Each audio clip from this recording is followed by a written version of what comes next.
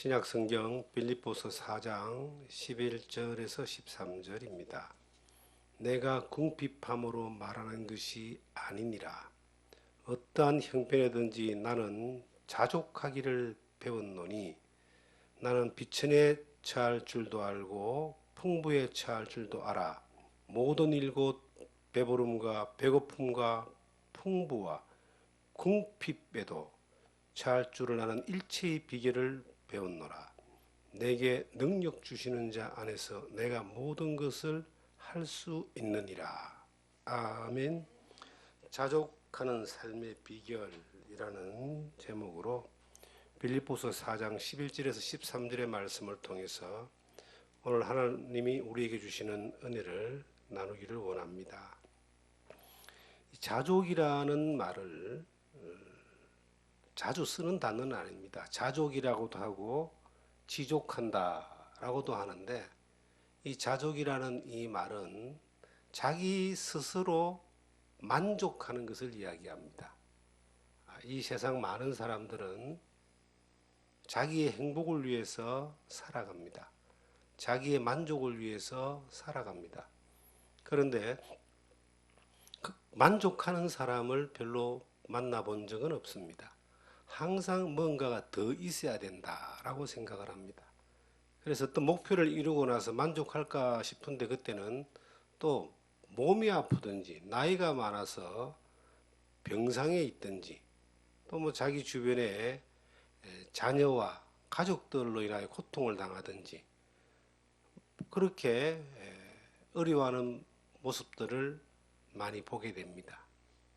우리가 권력을 가지고 부자가 되면은 만족할 줄 아는데 그런 분들에게 물어보십시오. 만족이 있는가?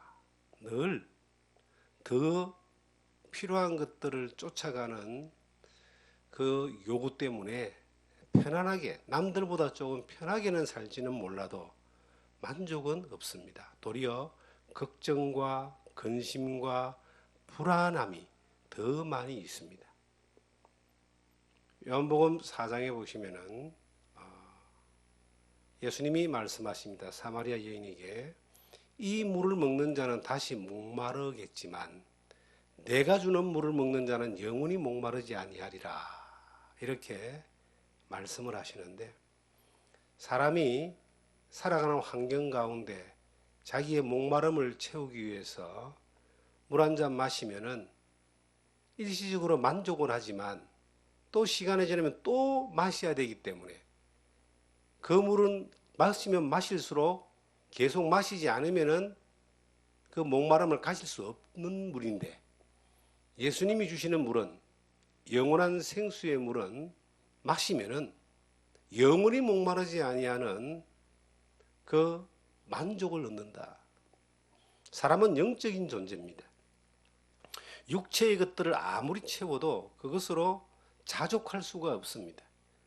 늘 그것을 더 채우려고 하는 욕심에 끊임없는 그 갈구를 하다가 인생을 끝나는 겁니다. 그것은 마치 저 멀리 있는 무지개를 잡기 위하여 손을 뻗어서 점점점 달려가지만 아무리 달려가도 잡을 수 없는 것과 같이 인간의 자기의 육신적인 환경적인 노력으로 인해서 뭔가를 이룬다고 해서 자족할 수가 없습니다. 그런데 하나님이 예수 그리스도를 통해서 진정한 생수를, 생명의 떡을 먹게 할 때는, 영적인 만족함이 올 때, 그때는 환경이든 육체의 어떤 모든 조건 가운데서 자족할 수 있는 그러한 놀라운 기적과 같은 경험들을 하게 되고, 예수 그리스도를 통해서 영원한 생수, 영원히 목마르지 않는 생수를 먹었던 경험이 있는 사람들은 환경이 어렵든지 육신이 약하든지 감옥에 있든지 절망 가운데 있든지 병 가운데 있든지 어떤 가운데서도 하나님으로부터 오는 만족으로 인하여 자족하는 그러한 마음을 가지고 살아가게 되는 것입니다. 욥이라는 사람은 이렇게 고백합니다. 욥기 1장을 한번 보시면은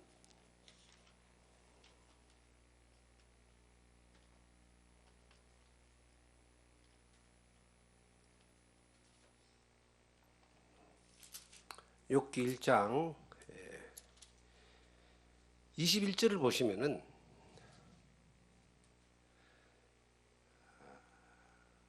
이르되 내가 모태에서 알몸으로 나와선적 또한 알몸의 거리로 돌아가올지라 주시니도 여호와시요 거두시니도 여호와시오니 여호와의 이름이 찬송을 받으실지어다 하고 이 모든 일에 욥이 범죄하지 아니하고 하나님을 향하여 원망하지 아니하니라 라고 기록되어 있습니다. 욥이 동방의 의인이었고 상당한 유력한 사람이었고 부유한 사람이었습니다. 그런데 하나님을 믿는 믿음의 사람이었습니다. 그런데 어느 날 사탄의 시험으로 인해서 모든 걸 다 빼앗겨 버립니다. 자식도 죽고 재산도 다 날아가고 몸은 병들고 아내마저도 저주하고 떠나버리는 그러한 상황이 생기게 되는데 그때 이제 욥은 하나님 앞에서 하나님을 원망하지 아니했다. 하나님께 예배를 했다. 그리고 그가 고백하기를 주시니도 여호와시요 취하시니도 여호와시니 그의 이름이 찬송을 받으실지어다 라고 그렇게 고백을 합니다. 있을 때도 부유할 때도 하나님 앞에 자족하는 그러한 삶을 살았고 모든 것을 다 빼앗겼을 때도 하나님 앞에 자족하는 삶의 모습을 고백했습니다. 욥기를 보면 우리가 욥의 인내라고 하는 그 단어가 어느 정도 각인이 되어 있습니다. 그런데 저는 욥기를 보면서 욥의 인내가 아니라 욥의 믿음의 파노라마입니다. 믿음의 삶 가운데 하나님이 주시기도 하고 하나님이 빼앗기도 하고 하나님이 그 시험 가운데 내버려 두기도 하고 건지기도 하시고 하나님이 그 욥을 모든 삶을 하나님이 책임지고 이끌어 가십니다. 욥의 믿음의 모습을 우리가 욥기를 통해서 보게 되는데 욥은 굉장히 성숙한 믿음의 사람이었습니다. 가졌다고 해서 교만하지 않고 건세를 부리지 않고 다 빼앗겼다고 해서 원망하고 절망하거나 삐지지 않고 하나님을 향하여 예배하는 자로서 그렇게 믿음의 삶을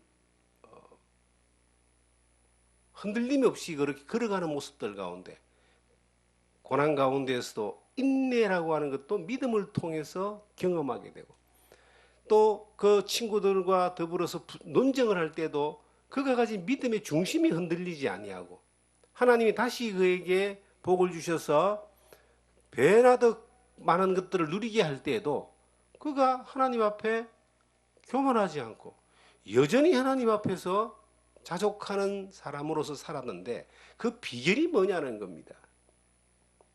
그 비결은 자기가 뭔가를 이루어서 이 부와 권력을 얻었다라고 생각하지 않고 자기가 뭔가 잘못해서 모든 것을 빼앗겼다고 생각하지 않고 자기가 노력해서 이 인내해가 노력해서 이 어려움을 극복해서 나갔다고 그렇게 말하지 않고 주체가 자기가 아니라 그에게 주신 이도 하나님이시다.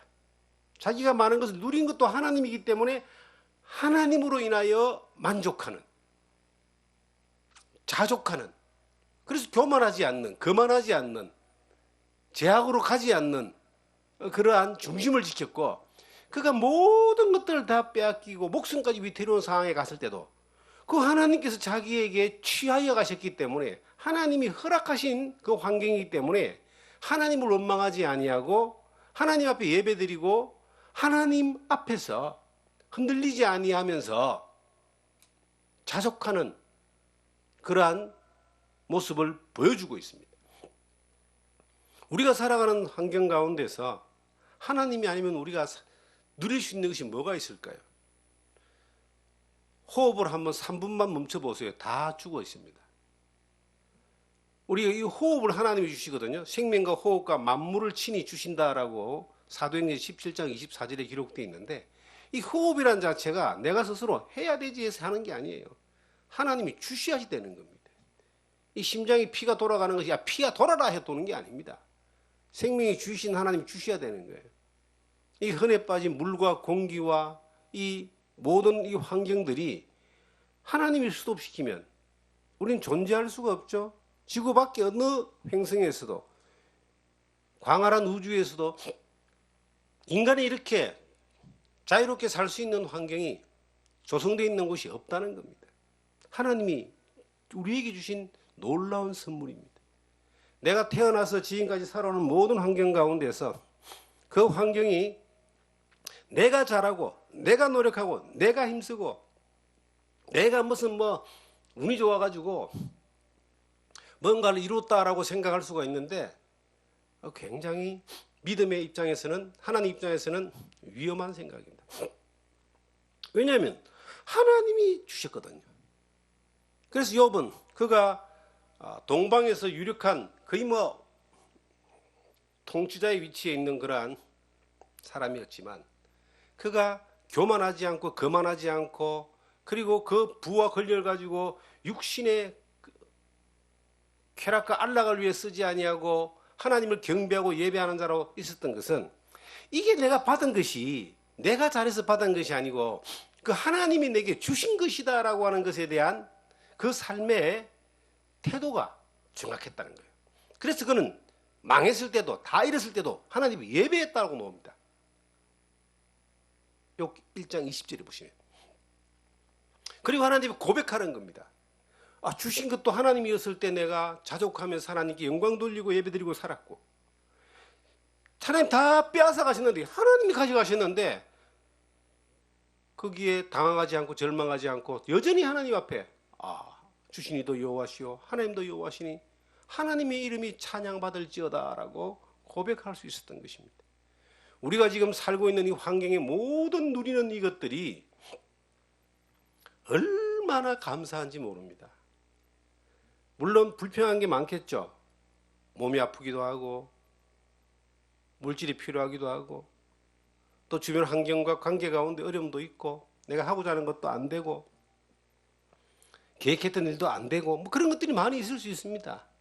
그 모든 것들 또한 하나님이 그 뜻 가운데서 우리를 이루어 가시면서 다 맞추어서 다루어 가시는 그 과정인 것입니다. 내 생각대로 뭔가 다 되어지면요 참 하나님을 잘 섬기고 하나님의 뜻을 따라서 잘 살 수 있을 것 같죠. 그러기가 힘듭니다.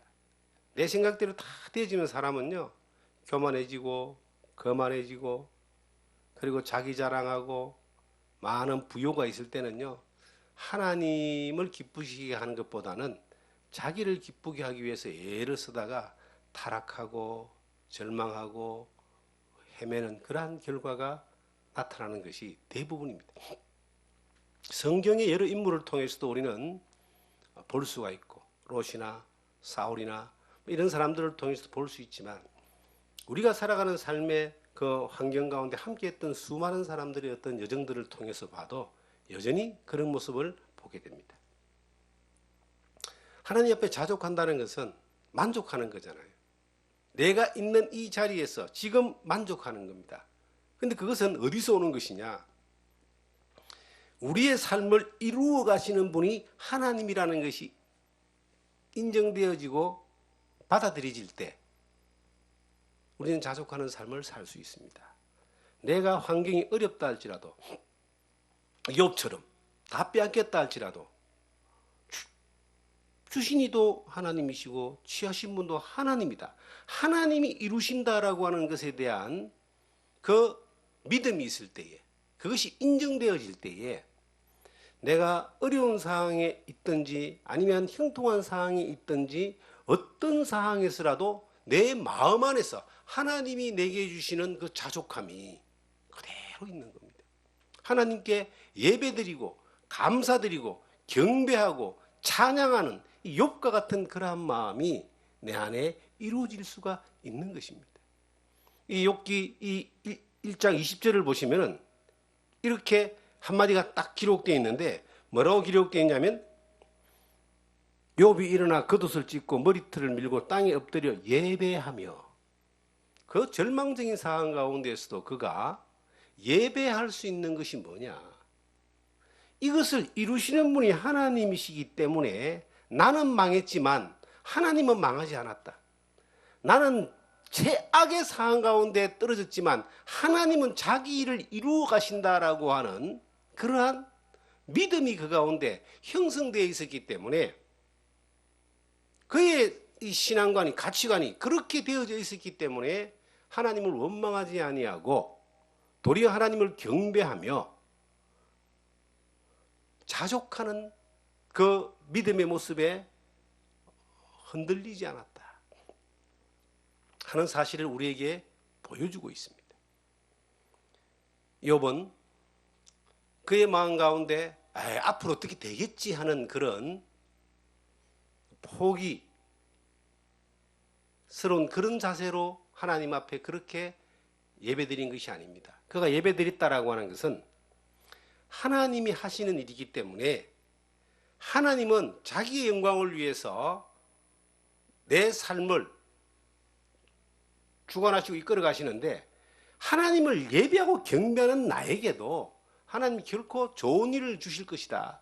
하나님의 쓰임받는 사람으로 그 통로로 나를 쓰시기 때문에 내가 이렇게 모든 것들을 빼앗기고 절망 가운데 있는 것도 하나님이 기뻐하시는 통로가 되기 위한 하나의 과정일 것이다. 그리고 하나님은 자기의 영광을 위해서 나라는 사람을, 욥이라는 사람을 통해서 역사를 이루실 것이다. 어떤 것이든 생명을 가져가도 하나님 앞에 하나님이 이루시는 것이라면 자족하고, 더 큰 고통 가운데 들어간다 할지라도 그것이 하나님의 뜻을 이루어가는 과정 가운데 있는 것이라면 자족하는, 만족하는, 하나님으로부터 오는 그러한 만족함이 그 욥에게 있었다는 겁니다. 욥은 하나님과 사탄과의 그 힘겨루기 가운데서 하나의 본보기로 삼았던 한 사람입니다. 그런데 거기에서 욥이 만약에 환경에 거기에 빠져가지고 절망적인 환경에 빠져 있어서 거기에 몰두했더라면은, 거기서 헤쳐나가려고 애를 쓰고 힘썼더라면은 사탄이 승리했겠죠. 하나님을 원망하면서 자기 힘으로 벗어나려고 했겠죠.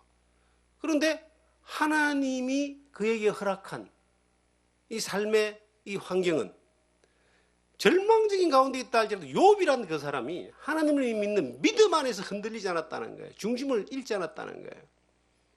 잘못되어도 하나님을 원망하지 않지만 잘못된다라고 하는 것에 대한, 이것에 대하여 개념, 생각이 달랐다는 거예요. 아무리 잘못돼 봐야 하나님 나라 가는 것이고 천국 가는 것이니까 영생이 보장되어 있기 때문에 잘못된 것도 잘된 것이라고 하는 그런 이 신학적으로는 종말론적인 믿음이라고 하는 거예요. 마지막에 소망이 있는, 영생에 대한 약속이 있는 그러한 믿음 가운데서 흔들리지 않았고, 그리고 이 땅에서 어떤 지금 당하는 고통보다 더 크고 더 힘든 한계를 벗어나는 그러한 고통이 온다 할지라도 그 고통 가운데서도 능히 하나님이 견디게 하신 것뿐만 아니라 하나님은 다시 자기의 삶을 이전보다 더 큰 것들도 주실 수 있다라고 하는 하나님의 주권적인 그러한 믿음과 하나님의 그 사랑과 하나님의 뜻이 이루어지는 것에 대한 그 가치관이 욥에게 있었기 때문에 그가 원망하지 않았다는 거예요. 다른 말로 하면 그런 환경 가운데서도 환경에 짓눌리지 않고 자족할 수 있었다. 이것을 우리가 볼 때에 우리가 다시 빌립보서 4장에 가면은 이 말씀은 바울 사도의 고백입니다. 바울 사도가 내가 궁핍함으로 말하는 것이 아니라 어떠한 형편이든지 나는 자족하라는 것을 배웠다. 욥과 같은 그러한 믿음이 그에게 있었다. 바울은 이 말씀을, 이 편지를 빌립보 교회에 쓸 때는 감옥에 있었습니다. 이미 감옥에 들어가기 전에 예루살렘에서도 출발해서 그 전도 여행을 떠날 때에 다메섹에서 주님을 만난 이후에 전도 여행을 떠나는 그 과정 가운데서 수많은 핍박과 어려움과 고난과 고통과 배신과 죽음의 위협과 매맞음과 수많은 것들을 이미 경험했습니다. 그런데 이제 감옥까지 갔고 감옥 다음에는 이제 죽는 겁니다. 순교하는 겁니다. 그런 가운데 있으면서 바울 사도가 고백하기를 자기도 욥만큼 이 엄청난 고난과 고통을 당하는 사람이지만 자기는 욥이 그렇게 가졌던 하나님을 향한 그 자족하는 마음이 자기에게도 있음을 고백하는 거예요. 어떤 형편에 있든지 간에 나는 자족하기를 배웠다. 감옥에 있어도 지금 이게 절망스럽고 원망스러운 것이 아니라 하나님 앞에 감사함이 있고 부족한 것이 없는 그러한 평안함이 있었고 곧 재판받고 로마의 감옥에서 재판을 받고 이제 순교를 해야 되는 그런 상황이 있는데 그런 상황이 뻔히 보이면서도 절망스럽거나 두려운 것이 아니라 자족하는 마음이 내게 있다. 그게 어디에 있느냐? 그 뒷절에 성경에 보니까 나는 비천에 처할 줄도 알고 풍부에 처할 줄도 알아. 모든 일곱 배부름과 배고픔과 풍부와 궁핍에도 처할 줄 아는 일체의 비결을 배웠노라. 자족하는 것에 대한 일체의 비결이 뭐냐? 바울 사도는 비천에 처할 줄도 알았다 그랬어요. 풍부에 처할 줄도 알았다 그랬어요. 이 비천이라고 하는 것은 외부적인 그 조건에 의해서 욕과 같이 모든 것이 다 빼앗겨 버리고 망하는 것 같은 그러한 절망적인 상, 가난하고 궁핍하고 그 병든 그런 비천한 상, 환경에 의해서 비천해지는 것도 비천이라고 하지만 바울 사도가 이 고백을 하는 비천이라는 말은 내가 스스로 비천해졌다는 거예요. 바울은 원래가 바리새인이고 가말리엘 문화에서 그 유력한 사람으로 성장했고 가만히 있으면은 그 이스라엘 민족 그 사회 가운데서 유력한 대단한 위치에 올라갈 수 있는 그러한 출세가 보장되어 있는 사람이었지만 예수 그리스도를 믿고 난 이후에 이 모든 것들을 배설물로 여겼다라고 그렇게 말하고 있습니다.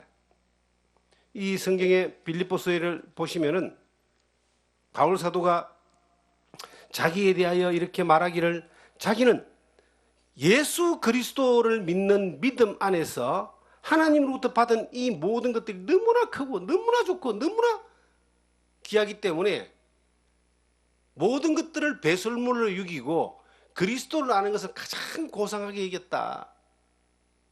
그렇게 고백을 하고 있습니다. 자기가 스스로 자기가 이 세상에서 가지고 있던 그러한 이 부유함, 존귀함, 출세 이 모든 것들을 자기가 버려버린 겁니다. 뭐 때문에? 예수 그리스도를 믿는 믿음 안에서 그리스도를 따라가는 것 때문에. 이렇게 보면은 3장에 보시면은 이렇게 기록되어 있죠.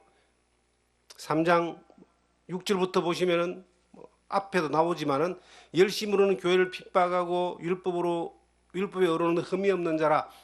그러나 무엇이든지 내게 유익하던 것을 내가 그리스도를 위하여 다 해로 여길 뿐더러 또한 모든 것을 해로 여김은 내 주 그리스도 예수를 아는 지식이 가장 고상하기 때문에 내가 그를 위하여 모든 것을 잃어버리고 배설물로 여김은 그리스도를 얻고 그 안에서 발견되려 하매니 모든 자기가 가지고 있던 것들을 배설물로 여기고 그리스도를 위하여 해를 받는 그리스도의 복음을 전함으로 인하여 고난받고 고통받고 지금도 감옥에 가 있는 이것들이 가장 고상했다. 이것이 최고였다. 생수의 물을 먹고 난 이후에 그분을 따랐는데 그분을 따르려고 하니까 이전에 먹었던 그러한 이 물들은 다 버려야 되고 그거 다 포기해야 되고 따라가다 보니까 주님이 그를 통해서 하나님 영광을 위하여 복음의 일꾼으로 이방인의 사도로 사용케 하셨는데 그렇게 가다 보니까 지금 감옥까지 와 있다 이 말이에요. 이 비천에 처했다는 말은 바울 사도는 스스로 그리스도를 가장 고상히 여기고 그리스도를 따라가는 것 때문에 세상 사람들이 볼 때 비천한 존재가 되었다. 이것을 고백하는 겁니다. 우리 주님 어떻습니까? 하나님이신 그분이 하나님 그 사랑과 뜻을 이루기 위해서 이 세상에 인간의 몸을 입고 이 땅에 오셨습니다. 지금 이제 교회력으로 보면 고난주간이라 그럽니다. 예수님이 십자가를 향하여 이제 나아가는 그 마지막 한 주간입니다. 다음 주간이 이제 죽으시고 3일 만에 부활하시는 부활 주간이 되는 겁니다. 그런데 그 예수님은 하나님이신데 그는 근본 하나님의 본체시나 하나님과 동등됨을 취할 것을 이기지 아니하시고 오히려 자기를 비어 종의 형체로 사람의 모양으로 나타나셔서 십자가에 피 흘려 돌아가셨어요. 빌립보서 2장 5절에 나와 있는 그 말씀은 예수님도 스스로 비천하게 되신 겁니다. 하나님 뜻을 이루기 위해서, 죄인을 구원하기 위해서. 그 예수를 믿은 바울도 이 예수를 전하기 위해서 스스로 비천한 삶을 선택한 거예요. 우리가 이 세상에 잘 사는 것이 목적이라면 세상의 가치관의 목적을 쫓아서 끊임없이 나아갑니다. 그게 인생의 전부다죠. 결국 마지막에 가서는 이제 죽음으로 끝이 나지만 그건 모릅니다. 주변 사람이 수많이 죽어나가도요, 남의 이야기고 자기 이야기인 거라고 생각을 못해요. 그런데 어느 날 자기 이야기로 이것이 딱 왔을 때 지난 모든 순간을 후회하며 절망하면서 많은 사람들은 가게 되지요. 이 세상의 삶의 목적이 이 세상의 것들을 많이 가지는 것, 더 가지는 것이 행복의 조건이 되고 그것이 행복할 거라고 생각하는 수많은 사람들은 자기 스스로 비천해지는 사람이 없어요. 어찌든 간에 더 많은 것을 가지려고 하고, 좀 심한 사람은 사기도 치고 도둑질도 하고 겁탈도 하고 강도도 하잖아요. 나라가 더 많은 걸 가지기 위해서 발버둥을 치면 전쟁이 일어나는 것이고, 기업이 그렇게 하면은 상대편을 무너뜨리기도 하고, 또 개인이 또 사기를 치기도 하고 도둑질도 하고 막 그러잖아요. 그것이 이 땅에 더 많은 것을 풍부하게 가지는 것이 목적일 때 그렇게 되는 거예요. 그런데 바울 사도는 그렇게 살다가 예수를 만나고 난 이후에 예수 그리스도를 배워가고 알아가고 닮아가는 것이, 따라가는 것이 목적이 됐어요. 그러니까 그 모든 걸 다 버려버렸어요. 비천해져 버린 거예요. 그리고 예수를 따라가 보니까 그 이전에 가졌던 것하고는 비교가 안 되는 그러한 기쁨이 있고 즐거움이 있고 자족함이 있더라는 겁니다. 위에서부터는 평화가 있고 자유가 있고 하나님 능력이 있고 영원한 천국에 보장되어 있는 가운데서 하나님 약속이 있고, 이것을 바울 사도는 선택해서 간 것입니다. 우리가 살아가면서 우리 육신이 좀 더 편하기 위해서, 좀 더 풍요롭기 위해서 우리가 믿음의 길이 아닌 다른 것들을 선택하게 될 때에 이것은 하나님 앞에서는 잘못된 삶을 살아갈 가능성이 굉장히 많습니다. 하나님과 이 세상은 원수입니다. 이 세상에 하나님이 계신데 왜 원수냐? 세상이 요구하는 것과 하나님이 요구하는 것이 이게 목적이 다르기 때문입니다. 세상이 요구하는 것은, 어둠이 요구하는 것은 절망이고 멸망이고 죽음이고 흑암이고 지옥인데, 하나님이 원하는 것은 생명이고 기쁨이고 진리고 천국이고 영생이잖아요.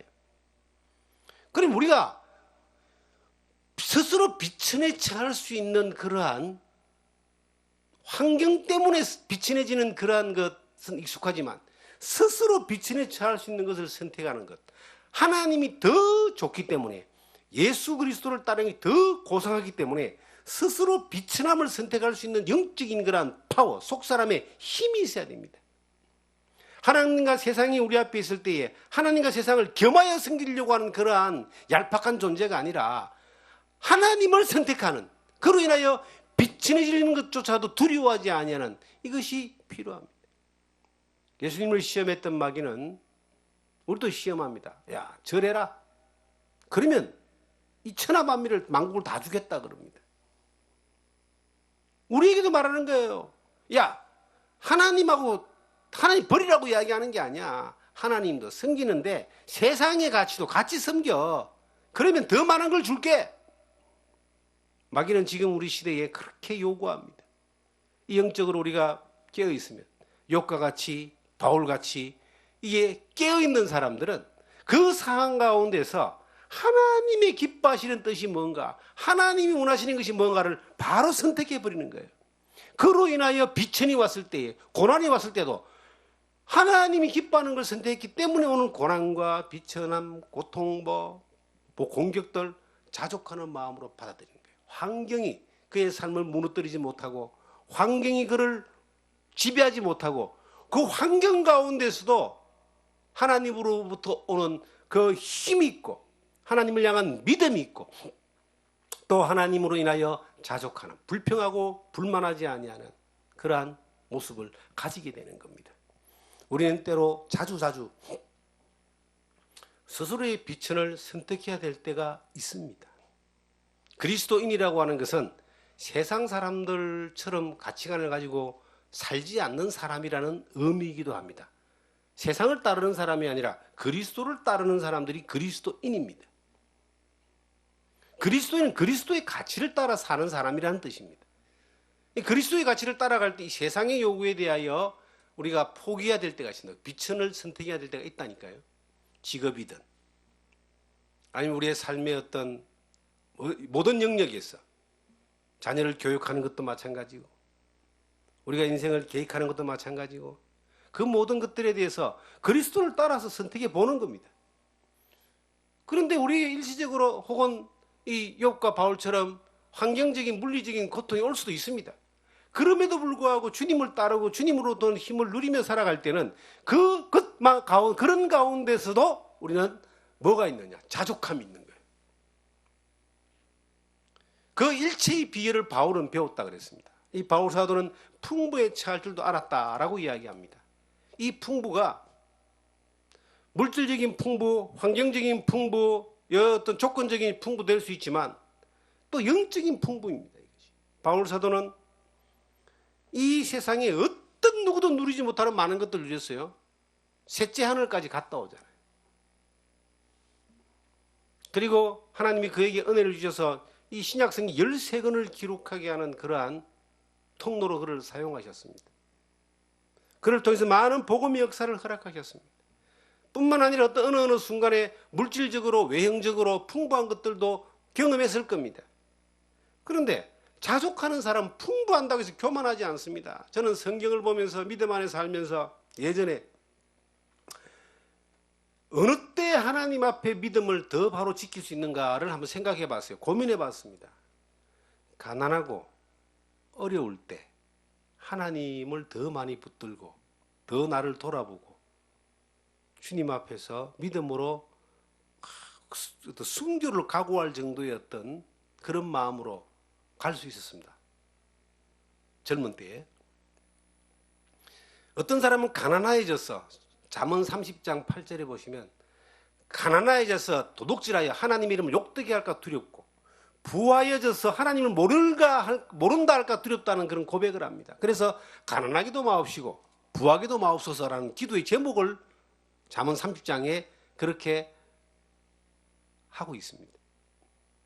그 말씀을 보면서 참 생각되어지는 것은 가난하여져서 하나님을 욕되게 하기는 그거는 조금 어렵겠다 하는 생각을 해봤어요. 왜냐하면 제가 부자로 살아봤던 적이 있던 사람도 아니고 자라오면서도 가난하게 자랐고 궁핍한 것에 대해서 그렇게 불만이 많은 것도 아니고 그냥 조금 불편하게 어떤 살면서 그렇게 삶을 살아오면서 그래도 살았잖아요. 그리고 예수를 믿고 난 이후에 그 영적인 풍요로움이 내 안에 와 있고 그 소망이 가득 찼기 때문에 어찌하든지 잘 먹고 잘 사는 것이 목적이 아니라 잃어진 영혼들에게 복음을 전하고 하나님이 영광받는 일들, 예수님이 기뻐하는 일들을 하는 것이 이거 인생이 참 소중하고 가치 있는 것이라는 것이 결단이 되고 난 이후에는 한 굶고 어렵고 궁핍한 것이 이 주님 앞에 살아가는 데에 마이너스 요인이 아니더라는 겁니다.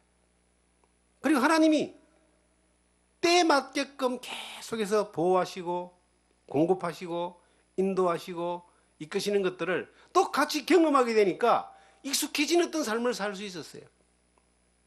그런데 살아가는 삶 가운데 수많은 어떤 몇 번의 경험 가운데서 풍요로움과 부요함에 대한 어떤 유혹, 거기에 그 맛을 잠깐 보는 어떤 그러한 때가 몇 번 있었습니다. 그런데 몇 번 있었는데요, 그렇게 그것을 선택했을 때에 오는 결과가 어떤 것인가를 생각하면 정말 너무나 충격적인 겁니다. 저같이 당시 믿음이 연약한 사람, 아직도 육신에 혈기가 있고 야망이 있고 욕구가 있고 어디서 꿈틀거려서 올라오는 내 어떤 성공에 대한 내가 뭔가 하고자 하는 이 야망, 이런 것들이 있는 사람에게 물질의 풍요로움이 왔을 때에 어떻게 될 것인가? 아니면 그 환경의 풍요로움이 왔을 때에 어떻게 될 것인가? 그 길을 잠깐 선택해서 간 것이 아니라 그렇게 어쩌다 보니까 흘러가서 그런 쪽으로 가게 됐던 적이 몇 번 있습니다. 깜짝 놀랐습니다, 제가. 저는 정말 깜짝 놀랐습니다. 내가 비난할 정도로 풍요로움으로 인하여 주님의 영광을 가리고 자기 영광을 채우는 영광 도둑질하는 사람들, 내가 바라볼 때 한심하게 생각하는 그 물질을 쫓아가면서 그 물질로 인하여 그 하나님과 물질을 같이 가지고 있으면서 육신의 어떤 풍요로움과 이 세상과 타협하는 삶을 살아가는 수많은 사람들처럼 나도 그렇게 되고 싶은 거예요. 나도 그렇게 가고 싶은 거예요. 나도 그렇게 하면은 한 20, 30년 살면서 편안하게 살고 싶은, 살 수 있는 것 같아요. 그런 마음이 들어올 수밖에 없더라는 거예요. 그 풍요로운 것들이 몇 번 그런 적이 있었습니다. 그때 그 말씀이 생각나더라고요. 이 잠언 30장의 말씀에 부하여져서 하나님을 모른다 할까 두렵다. 부요함이 그들에게 있을 때 그 부요함으로 하나님 앞에 영광을 돌리는 사람도 있겠지만 그 부요함으로 인하여 하나님을 모른다는, 살아가는 삶의 매 순간에 하나님을 의지하고 하나님께 기도하고 하나님 도움을 바라고 하나님 영광을 위해 살아가는 이러한 것들이 없어요. 하나님은 종교의 대상이 하나의 뿐이고 인식할 정도지 그분을 두려워하지 않습니다. 그렇게 갈 수 있겠구나. 거기에서 깜짝 놀랐습니다. 그래서 저는 자주 그런 이야기를 주변 사람들에게 하는데, 내가 풍요로워져서 하나님의 도움이 없이도 살 수 있는 사람이 될까 두렵습니다. 늘 광야의 이스라엘 민족이 한 끼에 하루 한 번의 만나를 바라보면서 매일 만나를 거두어 들여서 먹었던 것처럼, 그때 그들은 하나님을 날마다 바라보고 기대하고 믿고 의지하고 그 능력을 보고 살았는데, 그들이 자기 손으로 뭔가를 이루어 갔을 때, 그때는 가나안에 들어갔을 때는 구름 기둥도 불 기둥도 없었다는 거예요. 그리고 그들이 가나안에 들어갔을 때는 가나안의 그 수많은 영적인 오염, 다른 민족과 더불어서 음행하고 우상을 섬기고 더 많은 욕심 때문에 전쟁이 일어나고 온갖 풍요로움으로 인하여 죄악을 생산했던 그때가 그 가장 구약시대의 암울한 시대였던 사사기 시대입니다. 우리도 그렇게 된다. 우리 개인도 그렇게 된다. 나도 그렇게 된다는 것을 인식하게 되었을 때 어찌하든지 날마다 하나님을 인식하고 하나님을 의지하고 하나님을 바라보고 하나님의 도움을 받으며 하나님을 눈치 보면서 하나님이 뭐라고 말씀하시는가에 귀를 기울이면서 어떻게 인도하시는가에 관심을 가지면서 그렇게 깨어서 살아가는 이것이 평생을 이렇게 살고 싶습니다, 하나님이라는 그러한 정리가 한번 된 적이 있습니다. 풍요로워지면 어떤 일이 벌어질까요? 여러분, 풍부한 것을 너무 그렇게 목적으로 삼지 마세요. 하나님 안에 오늘 살아가는 가운데 주는 이 은혜가 얼마나 감사한지 그 자족하는 마음이 생기면요, 지금이 천국이 됩니다. 지금이 최고의 날이 되는 거예요. 자주 저는 그렇게 고백합니다. 우리가 오늘 이 날이 하나님이 주신 최고의 날이다. 그리고 내일도 하나님의 손에 붙들려서 간다. 시편 31편 10절 이하에 나오는 우리의 앞날을 하나님이 손에 붙드시고 가는 거예요. 우리의 앞날을. 지금까지 그랬기 때문에. 하나님으로부터는 만족함이 오늘 있는 겁니다. 자족함이 있는 겁니다. 그런데 우리가 풍부, 그 세상 사람을 다 좋아하는 풍부, 돈 많고 권력 있고 좋은 집에 살고 좋은 차 타고 다니고, 그러면 좋죠. 좀 편리하겠죠. 그런데 그것이 목적이 되는 그 순간 뭐가 들어오는지 아세요? 풍부하여지면은 하나님을 모른다는 거예요. 삶 가운데 하나님을 별로 이렇게 인식하지 않고 하나님 찾지 않습니다. 그래서 살다가 한번 뭐 아프거나 뭐 망하거나 뭐 어려운 일 오면 그때는 이제 하나님을 찾죠. 근데 그때는 늦었을 수도 있는 거예요. 회개하지도 못하고 회복하지도 못하고 하나님 앞에 다시 복원되지 아니하고 그냥 그대로 인생이 이 땅에서 끝나버리는 사람들도 많이 있습니다. 풍요로움이 주는 가장 첫 번째 문제가 교만입니다. 부유하고 풍요로우면요, 자기가 하나님 위에 올라가 버립니다.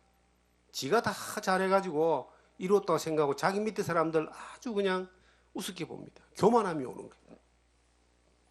그 풍요로움이 오는 두 번째 위험한 것은 죄악입니다.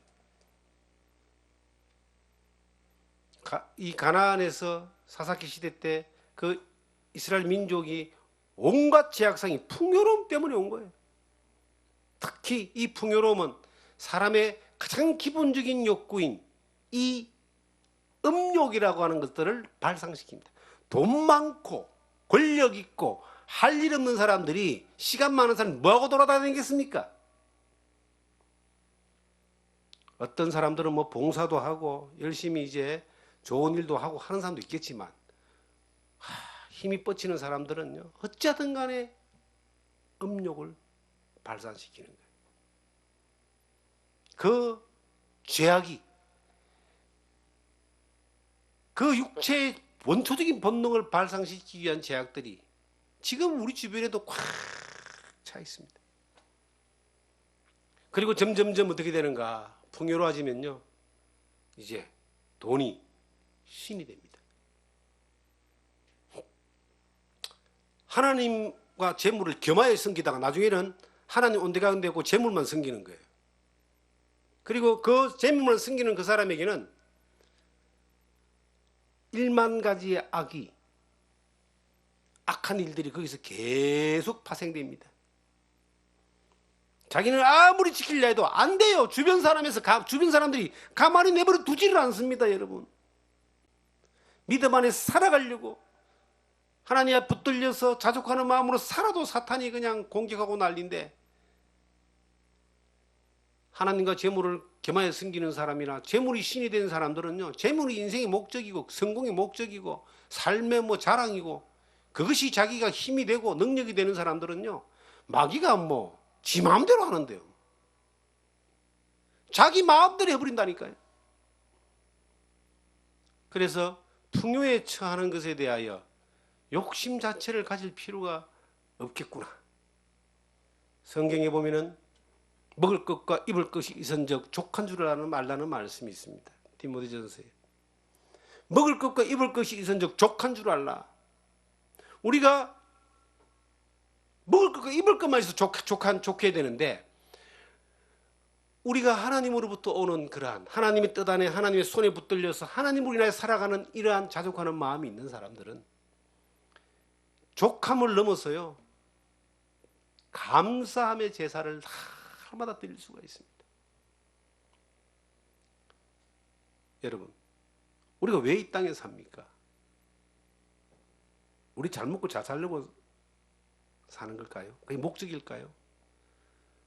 그것은 땅에 속한 모든 사람들이 가지고 있는 기본적인 욕구고 목적이 될 수 있지만, 우리가 하늘에 속한 사람이고 하나님의 자녀고, 그리고 하나님의 뜻을 이루기 위하여 불러낸 사람들이라면은 우리는 그런 목적이 아니라 하나님의 기쁨을 위해서 이 땅에 사는데, 하나님의 이 예수 그리스도의 생명의 복음의 통로로 살아가는데, 거기에 합당한 통로가 되기 위해서는 우리가 지금 자족하는 삶을 사는 것들이 훈련되어져야 됩니다. 바울 사도는 이 13절에 내게 능력 주시는 자 안에서 내가 모든 것을 다 할 수 있다라고 이야기합니다. 내게 능력 주시는 분이, 나를 그렇게 자족하게 살 수 있도록 하시는 그분이 나를 붙들고 있다면 어떤 일도 다 할 수 있는, 어떤 환경에 다 살아내는, 풍부하든 비천하든 감옥이든 어디든 간에, 어디 있든 간에 하나님이 뜻이 이루어지는 도구로 살아낼 수 있는 사람으로 살게 되는 겁니다. 일체의 비결을 배웠습니다. 그리고 일체의 비결을 배운 사람답게 살아가는 겁니다. 우리 육신의 본능이 요구하는 것들을 쫓아가지 아니하고 하나님이 요구하는 것들을 쫓아가는 것들에 훈련이 되어졌다면, 그 비결을 배운 사람답게 살면은 놀라운 일이 납니다. 능력 주시는 자의 능력이 나를 통해서 나타나는 거예요. 능력이 나타날 때 하나님이 일하시는 자예요. 하나님의 뜻을 이루어 가시는 거예요. 하나님이 일하시는 거예요. 영혼을 살리는 일, 사람을 치유하는 일, 회복하는 일, 그리고 가르치는 일, 이런 것들이 나타나는 거예요. 저는 이 말씀에 정말 또 하나의 마음에 어느 날 그 크게 와닿았던 그 단어가 하나 있습니다. 일체의 비결을 배웠노라. 배웠노라. 그러니까 그냥 되는 게 아니고 배워야 되는 거예요. 우리가 주일날 예배드리고 기도하고 말씀 보고 배우는 거잖아요. 주님을 배우는 거잖아요.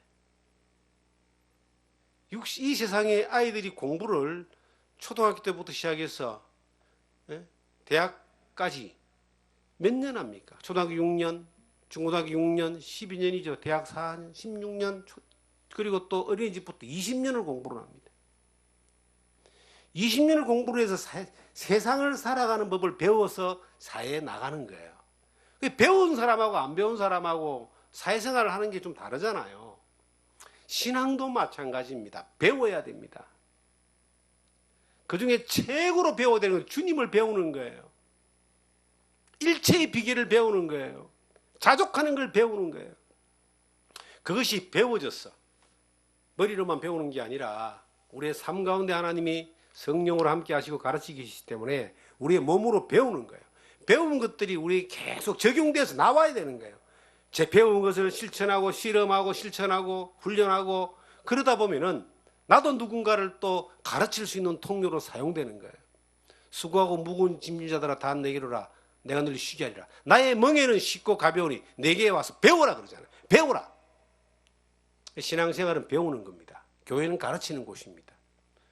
배워서 가르쳐서 다른 사람을 또 가르치는, 하나님의 일에 쓰임받을 수 있는 여러분과 제가 되기를 주님 이름으로 부탁드립니다.